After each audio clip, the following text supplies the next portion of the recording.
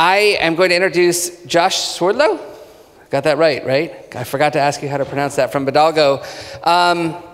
Obviously, one of the things that developers have had to learn over the course of the last several years is the importance of being able to acquire customers from a lot of different sources. And an entire industry has grown up around helping developers and publishers learn and develop those skills. And Bidalgo is one of those companies. So with that, I'm going to turn it over to Josh to talk about customer acquisition and how important it is. Thanks, David. Already? Perfect. No, I've never seen him. So, it's obviously at the end of the day, it's 5 p.m, so I just want to take it easy and don't want to have a presentation that's just full of stats and data for you guys. So this is what I put together. So I want to talk to you guys about customer acquisition and how it's changed over the last 10 years. Everything's gone digital, especially the way you market products and the way you acquire your games, whether it be social or mobile. Do you remember when it was a little bit simpler? You could stick a game on the shelves at HMV. If you liked it, you bought it. If you didn't, you didn't. Maybe you did some above-the-line advertising, TV, to give it a big push, and then watch the games like SSX Tricky, Grand Theft, or a bit of Guitar Hero, sell out quicker than iPhones do these days. Now in 2013, HMV's failed. It's gone into administration, and the top of the Pops charts don't matter as much as they used to. People expect a top game to go viral. They expect to hear about it on the social grapevine, if it's worth hearing about.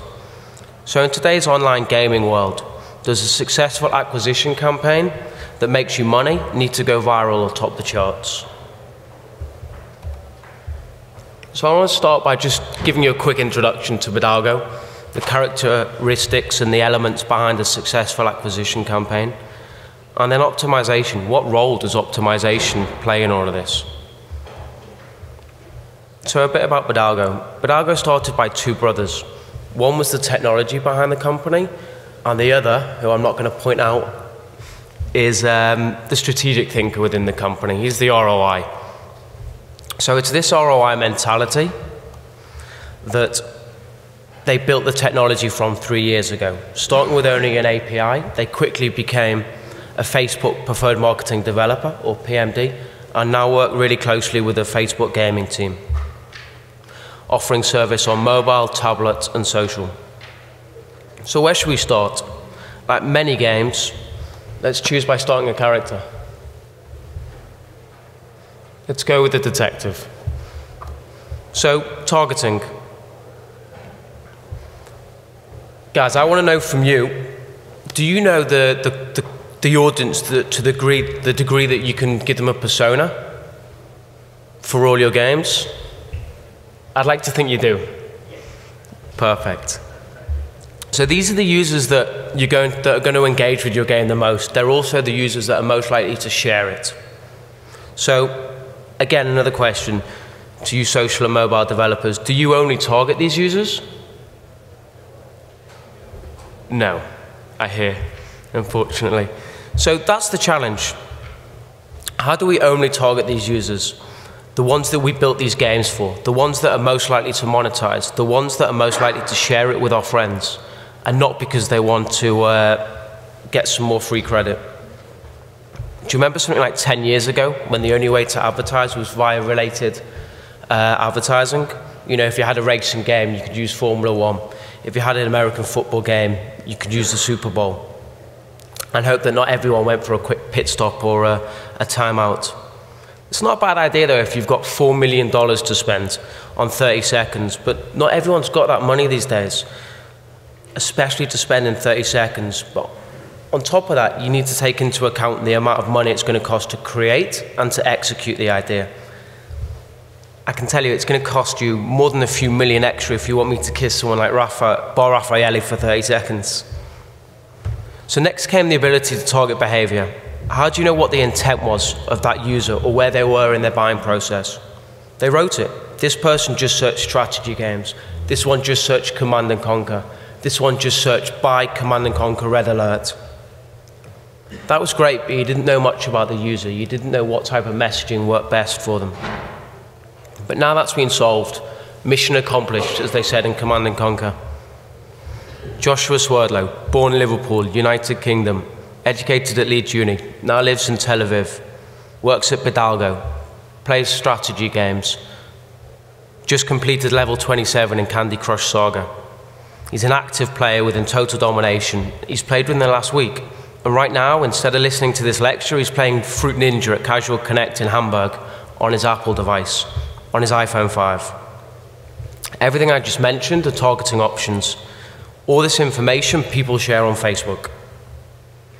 Also, a quarter of all Facebook users, that's over 250 million, more than Xbox, PlayStation, and Steam put together.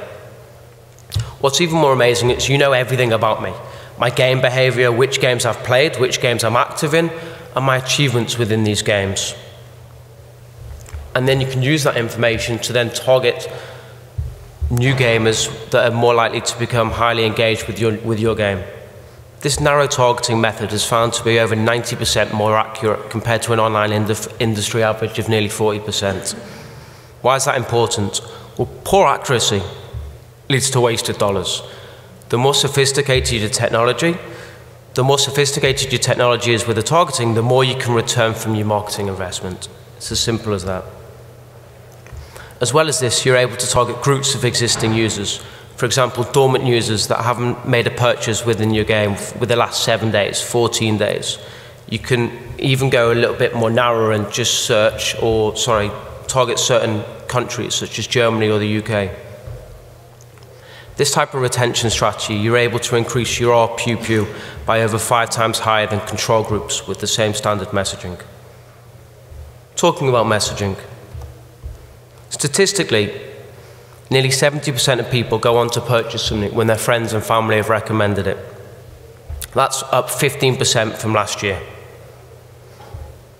So, another quick question. How many of you integrate your games with Facebook? Okay, a fair amount. So this gives you some good organic messaging, what players are doing or achieving within the games, and it's shared. It also gives you the ability to create open graph sponsored stories with this. These are ad messages specific to your games. So for example, Ian and Tessa are playing Total Domination along with 800,000 other people. Come play with them. Maxine just slashed the hell out of her fruits and beat a high score on Fruit Ninja. Come back and compete with her. Andrew just reached the same level as you in Zynga Poker. Come bluff him into a fold. And Sophie just gave her life in Candy Crush Saga. So when you finally complete a game, or you achieve a high score, your highest score, how do you feel? When you've seen a friend's skiing picture on Instagram, does it make you want to go skiing? Or you see a friend's picture in the Maldives, in what looks like paradise, how does that make you feel? What about the full moon party in Thailand? Don't know about you, but it makes me want to do it. It makes me want to experience it. If you can create that experience by amplifying that message, instead of 100 people seeing it, you can share it with 1,000 friends and friends of friends to create that same desired feeling with a larger amount of people. That comes between a cooperation between the developer with the game content and us as the advertiser, with the acquisition technology. It's all about word of mouth. That is what's so strong about Facebook. It gives you the ability to use social content. It's really effective, really real. If you combine those statistics with the average Facebook user, like Rob, he spends more than 6.5 hours a month on Facebook desktop, or around 8 hours a month on the mobile platform, sometimes even 120 minutes a day. Apparently even people are having Facebook breaks instead of cigarette breaks. That's how powerful this platform is. So if you're able to combine the right message with the right targeting in the most engaging and visible place where users spend most of their time, which is the Facebook newsfeed, to create that desired feeling we spoke about earlier, you can then look at achieving an 8 times more successful acquisition strategy than using other ads such as right-hand side, looking to achieve the same actions. So tracking. The internet's packed with data, and it's up to us to use this data to our best advantage if we want to achieve a successful acquisition strategy and make money. By tracking installs through a pixel, whether it be for your Facebook app or for via an SDK for your mobile game, you need the ability to capture in real time, analyze, and understand which targeting combined with which messaging leads to installs, and obviously which ones don't. An optimization or performance technology can use this valuable information to improve your targeting and break down into clusters and find which of these are your sweet spots. You can then make informed decisions as to which campaigns to pause, which campaigns to put money towards, and which ones to increase the budget on. Is it as easy as that? It's not actually. Some people or some developers are happy to just drive installs, but those that are looking to drive post-install actions, we can continue the journey. So how do we do that? Well, the install is just the beginning of the line, and in order to understand which users are achieving the action you want, whether to register their team, create a character, make an initial deposit, or make further deposits, you need to follow them deeper down the track. The further down the track that you go, the closer you get to understanding your actual ROI. Once you're tracking all the way down the funnel, you'll be able to find out the best performing ad titles, descriptions, images, all for your targeting, which you can then test the highest performing creatives with others, also use new ones, and keep testing. So optimization. What do you need to optimize? We've spoken about targeting, we've spoken about messaging, and that you need to track all the way down the funnel, all the way down to the deposit. These are the fundamentals of optimization. So how do you combine all of the above to drive and increase your ROI? It's simple. You just need to test. You need to test a bit more and then continue testing. You need to be able to create and combine as many different messaging combinations with targeting combinations as possible. We're not talking a few dozen, we're not talking a few hundred, we're talking thousands and thousands of different combinations all at once. It's these combinations or processes within their cycle that need actions. And they're not complicated actions, it's just whether to close, to increase or decrease a budget. But the key here is making these decisions in real time.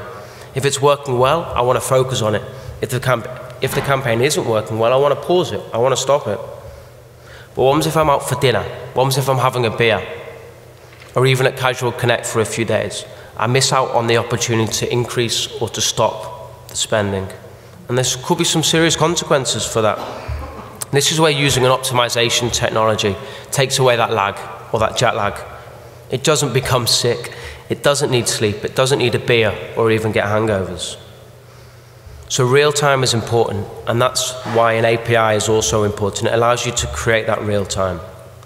When I'm talking about real time, we're talking about not optimizing on a 15-minute interval or every minute. We're talking more than once a minute. It's this that's the key differentiator in achieving the best quality results. So as well as needing something that's extremely quick, you need something that's analytical in order to perform correctly on up to about 50,000 processes a day. You need something that's sophisticated enough to continuously learn and improve from its actions in order to get through the tunnel at a cost that is less than the amount the user deposits. So for example, I had a client that our technology was able to, with the right targeting options and with the right messaging, it was able to find some trends and find that with those combined targeting and messaging, that this particular cluster of users liked classical music, for example. The technology then instantly found that, and it put more emphasis on that. And it was that allowed it to increase the conversion rates by at least 3-fold. So the answer to my initial question is, no, I don't believe you need to spend £3 million to drive huge volumes, to gross the charts or to go viral, to make money. By reaching out to the most engaged users through narrow targeting in clusters with the right social messaging and, most importantly, the ability to optimize all the way through the funnel. This is how you'll find the diamonds in the rough. And this is how we can create a successful acquisition strategy for your social or mobile games. Thanks, Josh.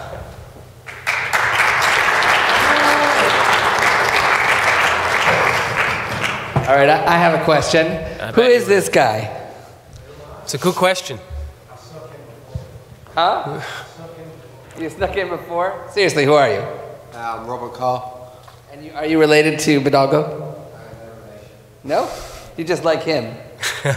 Who doesn't? Any questions for Josh? I have one.